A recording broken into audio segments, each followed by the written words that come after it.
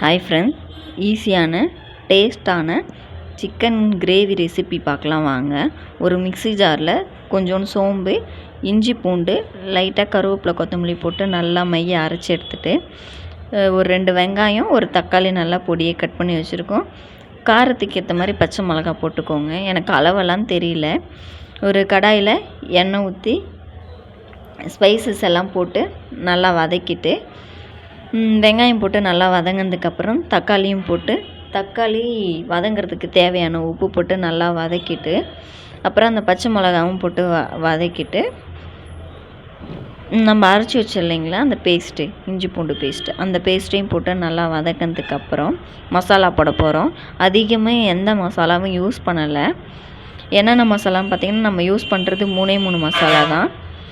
Chicken குழம்பு மசாலா, அதுக்கப்புறம் பார்த்திங்கன்னா கொத்தமல்லி தூள், தனியாத்தூள் சொல்லுவோம் இல்லைங்களா, அதுதான்.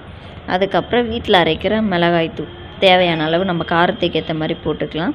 இதெல்லாம் போட்டு நல்லா வதக்கிட்டு அந்த ஸ்பைஸ் மசாலாவோட ராஸ்மெல்லாம் போனதுக்கப்புறம் சிக்கனை போட்டு ஒரு 1 செகண்ட் வதக்கிட்டு தேவையான அளவு நம்ம தண்ணி ஊற்றிக்கலாம். தண்ணி லைட்டாக தயிருமே போட்டுக்கலாம். தயிர் போட்டு நல்லா வதக்கிட்டு தண்ணி ஊற்றி நல்லா சிக்கனை போட்டு நல்லா வதக்கிட்டோமா, அதுக்கப்புறம் தண்ணி ஊற்றி நல்லா கொதித்ததுக்கப்புறம் லைட்டாக கருவேப்பிலை கொத்தமல்லி தூவி இறக்குனிங்கன்னா என்னோடய ஸ்டைலில் சிக்கன் குழம்பு ரெடி. அன்றைக்கி மதியம் லஞ்சுக்கு பார்த்திங்கன்னா சுட சுட ரைஸு, சிக்கன் குழம்பு, எக்கு ஆஃப் ஆயில் வச்சு சாப்பிட்டோம். டேஸ்ட்டாக இருந்தது.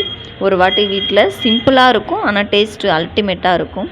வீட்டில் நீங்கள் ஒரு வாட்டி ட்ரை பண்ணி பாருங்கள். நம்ம சேனல் பிடிச்சிருந்தா லைக் அண்ட் சப்ஸ்கிரைப் பண்ணி சப்போர்ட் பண்ணுங்கள்.